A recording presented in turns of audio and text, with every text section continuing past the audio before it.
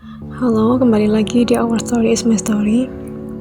Di sini kita saling bercerita karena kadang cerita orang lain bisa jadi cermin buat hidup kita sendiri.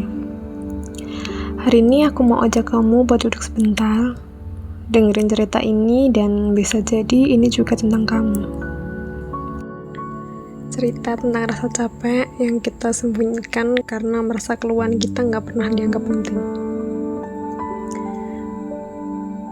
Aku sering ngomong kalau aku capek. Aku sering ngomong kalau aku pusing, bingung, atau lagi nggak baik-baik aja. Tapi entah kenapa rasanya kayak nggak ada yang benar-benar dengar. Bukan karena mereka jahat, bukan juga karena mereka nggak peduli, tapi karena mungkin mereka udah biasa ngeliat aku kuat. Aku pernah coba cerita, tapi responnya cuma, ya sabar ya, tahu orang lain juga gitu kok.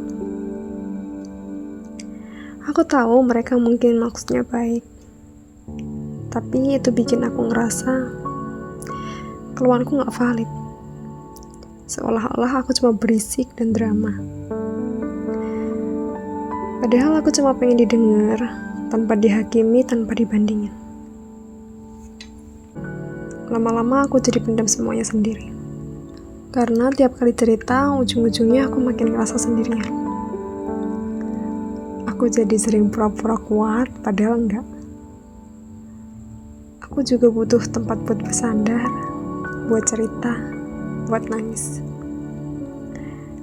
Tapi aku tahu gak semua orang bisa ngerti. Gak semua orang punya kapasitas buat dengerin. Dan itu bukan salah mereka. Makanya aku mulai belajar satu hal. Kalau kamu pengen dimengerti, kamu juga harus belajar mengerti dirimu sendiri dulu. Gak semua orang tahu lukamu. Gak semua keluhan harus dimengerti orang lain. Yang penting kamu gak nyalain dirimu sendiri karena ngerasa lelah. Kamu boleh capek, kamu boleh ngeluh.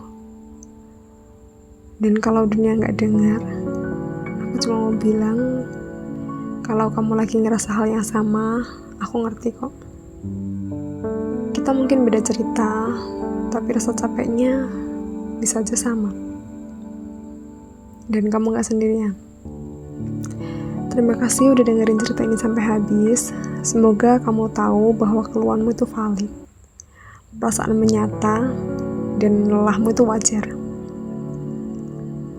Kamu gak salah cuma karena kamu pengen didengar. Dan meski suara kamu belum didengar oleh dunia, jangan pernah berhenti mendengarkan dirimu sendiri. Karena kamu pantas dimengerti, bahkan kalau orang lain belum bisa mengerti kamu. Sampai ketemu lagi di Our Story is My Story selanjutnya. Bye-bye.